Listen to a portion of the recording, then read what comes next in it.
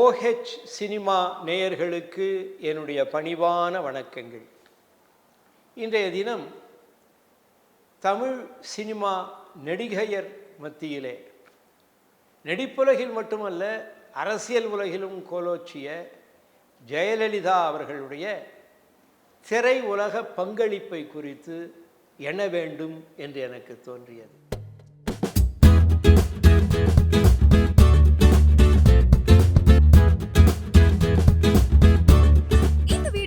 உங்களுக்கு வழங்குபவர்கள் Paces Pay, secure digital payments with multiple features and great success rate. Jayalalithaa அவர்கள் ஒரு கிளாமர் பதுமையா அல்லது நல்ல நடிகையா என்கின்ற கேள்விக்கு என்னுடைய மனதிலேயே ஒரு பதிலை நான் தேடினேன். ஏனென்றால் அவர்கள் மிக இளமையான காலத்திலேயே சினிமாவுக்கு வந்து விட்டார்கள். கான்வென்ட் படிப்பு, நவநாகரிக உடைகளை நிறைய அணிவார்கள். ஆகவே அப்படிப்பட்ட உடைகளெல்லாம் போட்டு அவர்களுடைய அந்த கவர்ச்சி பரிமாணத்தையும் திரையுலகத்தினர் பயன்படுத்தினார்கள். ஆகவே அவர்களுடைய நடிப்பை பற்றி என்ன சிந்திக்கலாம் என்று என்னுடைய மனதிலே கேள்விகள் எழுந்தன. ஜெயலலிதா அவர்கள் திரையுலகத்திற்கு வர வேண்டும் என்று நினைக்கவில்லை. ஆனால் பள்ளி படிப்போடு சேர்ந்து நடனமும் பயின்று வந்தார்கள். கேஜே சரசா என்கின்ற தேர்ந்த நடனமணியிடம் அரங்கேற்றம் நடந்தபோது சிவாஜி கணேசன், நடிகர் திலகம் சிவாஜி கணேசன் அங்கே வந்திருந்தார். அவர் எப்படி வந்தார்னா, அவங்க அம்மா சந்தியா 50களிலே எத்தனையோ படங்களில் நடிச்சிருக்காங்க. சந்தியா தமிழ்லையும் சரி தெலுங்குலேயும் சரி. அவங்களுடைய மகள் என்பதன் காரணமாக திரையுலகத்தினர் வந்தார்கள். நடிகர் திலகம் சிவாஜியும் வந்தார். அப்பொழுது அவர் சொன்னார், சந்தியாவினுடைய பெண் நல்ல ஒரு தங்க விக்கிரகம் போல் இருக்கிறது, அதற்கு திரையுலகத்தில் வந்தால் நல்ல வாய்ப்பு இருக்கிறது, நல்ல எதிர்காலம் இருக்கிறது என்று சொன்னார்கள். ஒரு 10 வயசுலேயே. அப்படிப்பட்டவர்கள் ஒரு 12 வயசில் கன்னடத்தில் பார்வதி தேவியாக ஒரு நடனம் ஆடினார். அதன் பிறகு சில பேரால் நம்ப முடியாது, நம்முடைய ஏவிஎம் ப்ரொடக்ஷன்ஸில் ஒரு ஹிந்தி படம் மன் மௌஜி அப்படிங்கிற ஒரு படம், அதில் பார்த்தீங்கன்னா ஜெயலலிதா அவர்களும் நாஸ் அப்படிங்கிற வேற ஒரு குமாரி நடிகை, 2 பேருமே குமாரி ஜெயலலிதா, குமாரி நாஸ். அதில் ஜெயலலிதா அவர்கள் கண்ணனாகவும், அதாவது பெண் ஆண் வேடம் கண்ணனாகவும், அந்த நாஸ் வந்து ராதையாகவும் ஒரு அழகான நடனம் ஆடினார்கள். நல்லா இருக்கும் நடனம்.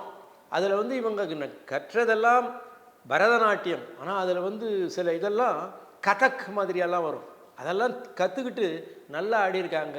எப்படி ஒரு 1962னா ஒரு 17 வயசு அந்த காலகட்டத்தில் அப்படி நடிச்சிருக்காங்க. அப்புறம் உங்களுக்கு தெரியும், அவங்க வந்து தமிழில் ஸ்ரீதர் சாருடைய வெண்ணிராடையிலே அவர் வந்தார். ஒரு முக்கியமான வேடம், கதாநாயகி வேடம். ஆனால் எனக்கு என்னமோ அந்த படத்தை பார்க்கும் பொழுது அவர்கள் வந்து அந்த பாத்திரத்தை புரிந்து கொண்டு அவருக்கே அந்த பாத்திரத்தில் ஒரு தன்னம்பிக்கை இருக்கிறதா என்று எனக்கு சந்தேகமாக இருந்தது.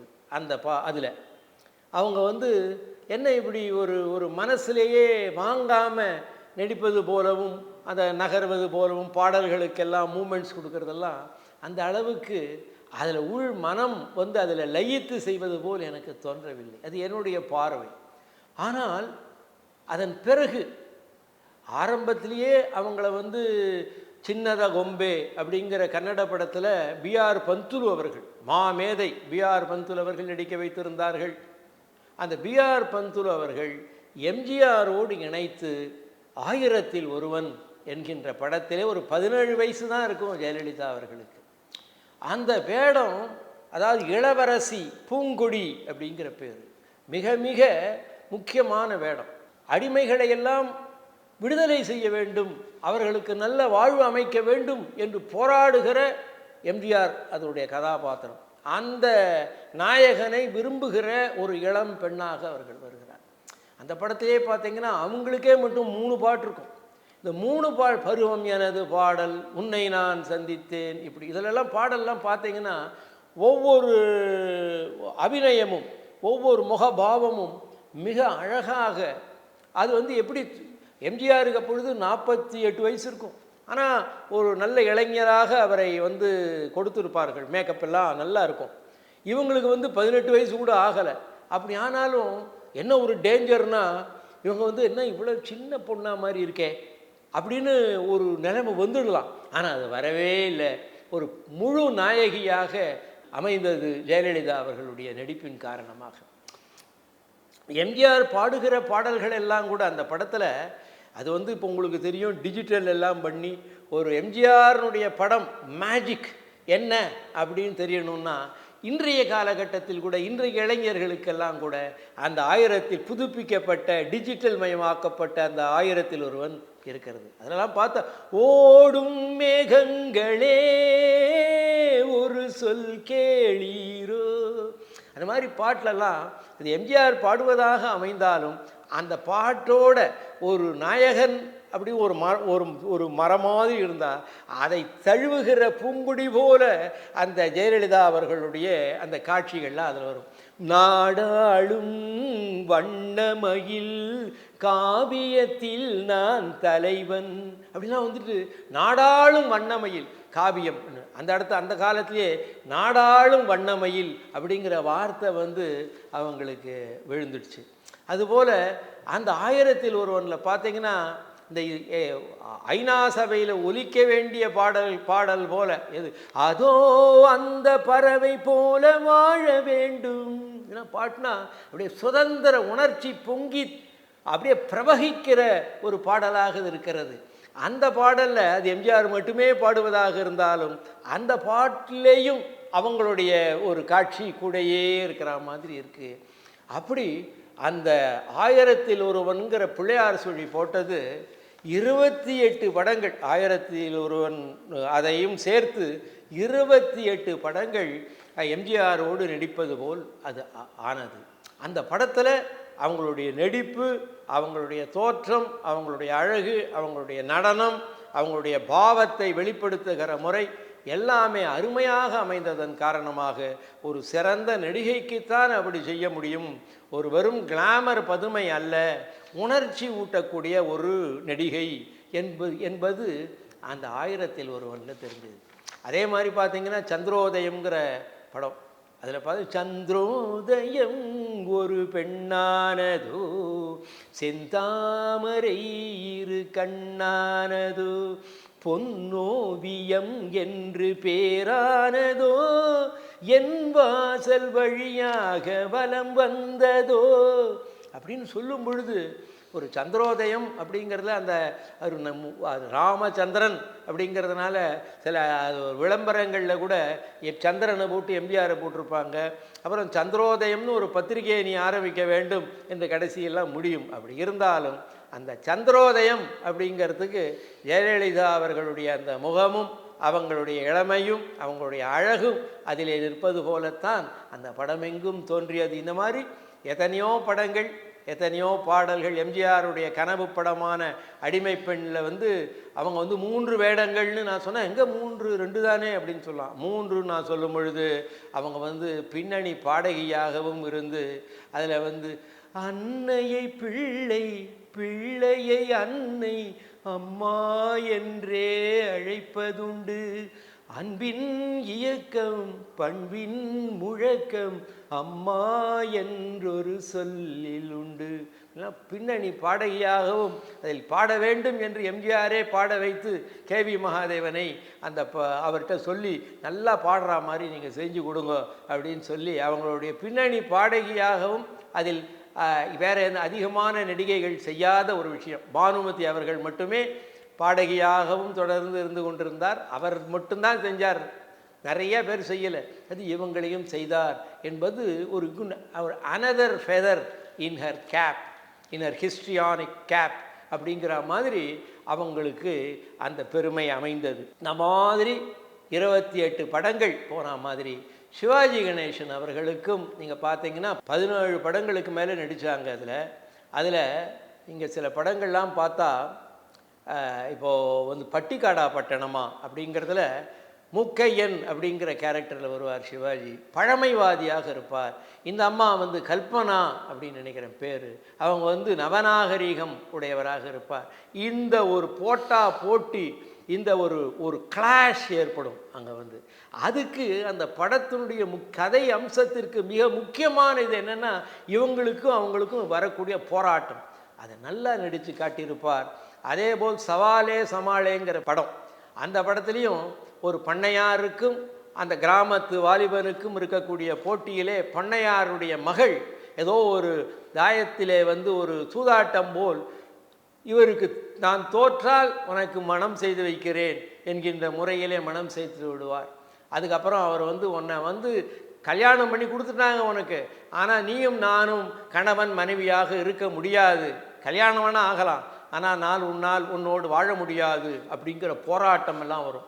அந்த படம் நல்லா ஓடியது, நன்றாக இருந்தது, அமைந்தது என்று சொன்னால் அவங்க ஜெயலலிதா வந்து அந்த நடிப்பை ரொம்ப கொடுத்ததுனால தான். இந்த மாதிரி பார்த்திங்கன்னா அதே மாதிரி முத்துச்சிப்பின்னு அந்த காலத்தில் ஒரு படம், சாதாரண படம், ஜெய்சங்கரோட அந்த படத்தில் ஒரு பாட்டு வரும்.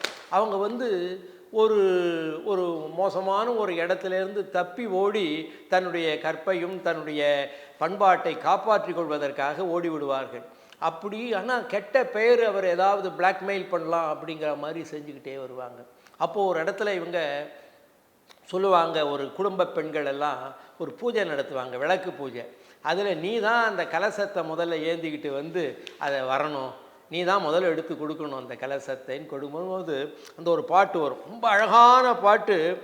அரியதாய் பெரியதாய் வணக்கத்துக்குரியதாய், அந்த மாதிரி தாய் தாய் அப்படின்னு போட்டு தொட்ட இடம் துலங்க வரும் தாய் குலமே வருக, கண் பட்ட இடம் பூமலரும் பொன்மகளே வருக, நீ வருக, இதயம் உன்னை தேடும் நல்ல எண்ணங்கள் மாலைகள் போடும், இன்னல் வந்த நேரம் உந்தன் புன்னகையாறுதல் கூறும் அப்படின்னா பாட்டு மிகவும் மங்களகரமாக தெய்வீகமாக அமைந்த அந்த பாட்டிலே அந்த காட்சியில் பார்த்தீங்கன்னா அதற்கு மிக மிக பொருத்தமானவராக இருப்பார்.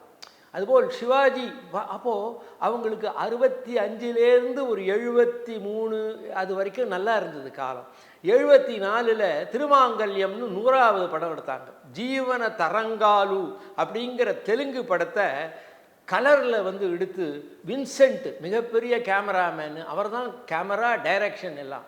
ஆனால் அவங்களுடைய 100வது படம் நல்லாவே ஓடலை. அது ரொம்ப சரியாக அந்த கதை அமைப்புகள் எல்லாம் தெலுங்கில் வெற்றி பெற்றது. தெலுங்கில் வந்து சுலோச்சனா ராணி அப்படிங்கிற ஒரு பெரிய நாவல் ஆசிரியை எழுதிய படம் அது. வாணிஸ்ரீ நடித்த படம் ஜீவன தரங்கால். இவங்க நடிக்கும் பொழுது அது ஓடலை. ஆனால் சிவாஜியோட நடந்த படங்களில் பாட்டும் பரதமம்னு ஒரு படம் மிகவும் அற்புதமான, அது எம்எஸ்வி வந்து சொல்லுவார், அதில் வந்து எவ்வளோ அழகாக பாடல்கள் எல்லாம் அமைந்தும் படம் ஓடவில்லை, எனக்கு நல்ல காட்சி அமைப்பு இருக்குது, அதெல்லாம் நல்லா இருக்கும். இதில் பார்க்காட்டு நான் தெய்வத்தின் தேர் இழுத்து தேவியை தேடு, தேவிக்கு தூது சொல்ல தென்றலே ஊடு மாதிரி படத்தில் வந்து கம்பனை கூப்பிடுங்கள் சீதையை காண்பான், கவி காளிதாசன் அவள் சகுந்தலை என்பான், நாயகியே எனது காவிய எல்லை, நரை விழுந்தாலும் நெஞ்சில் திரை விழவில்லை இப்படிலாம் போட்டு அவங்களுடைய சிவாஜிக்கும் ஜெயலலிதா அவர்களுக்கும் ஒரு நல்ல காதல் அமைப்பு போல் மிக மிக நல்ல ஒரு படமாக 75ல் அமைந்தது. ஆனால் அப்படியே கொஞ்சம் தேய்மானமான காலமாக அது போனது. ஆனால் என்ன, அவங்க இதெல்லாம் பார்த்துட்டு ஒரு 140 படங்கள் நடித்திருப்பார். தமிழில் அதிகம், தெலுங்கிலும் நிறையா படங்கள், கன்னடத்தில் ஆரம்ப காலத்திலலாம் கன்னடம், மலையாளத்தில் 1-2, ஹிந்தியில் 1 இஸ்ஸத்துன்னு 1 தர்மேந்திராவோட நடித்தாங்க. இப்படிலாம் நடித்தெல்லாம் பண்ணாங்க அவங்க. இதில் சில காட்சிகள், சில படங்கள், அவங்களுடைய நடிப்பு, அவங்களுடைய இளமை, அவங்களுடைய முகபாவங்கள் எல்லாம் மறக்க முடியாத அளவிலே அமைந்து ஒரு நல்ல நடிகை என்கின்ற முறையிலே அமைந்தன. ஆனால் இப்பொழுது நான் உங்களுடன் பேசுவது போல் அல்ல, நேரடியாக ஜெயலலிதா அவர்களோடு எதிரே அமர்ந்து பேசுகின்ற பொழுது அவருடைய திரை உலக வாழ்க்கையை பற்றி அவர்கள் குறிப்பிடுகிற பொழுது அதெல்லாம் ஒரு பெரிய விஷயமாக நினைக்கலை. என்று அவர்கள் அதை அதை அப்படியே தள்ளி வச்சாங்க.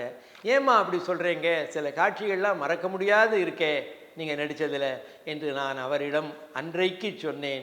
இன்றைக்கு உங்களோடு அதையே நான் பகிர்ந்து கொண்டேன். இந்த வீடியோ உங்களுக்கு பிடிச்சிருந்தா லைக் பண்ணுங்க, ஷேர் பண்ணுங்க, கமெண்ட் பண்ணுங்க. மறக்காம OH சினிமா சேனலுக்கு சப்ஸ்கிரைப் பண்ணுங்க.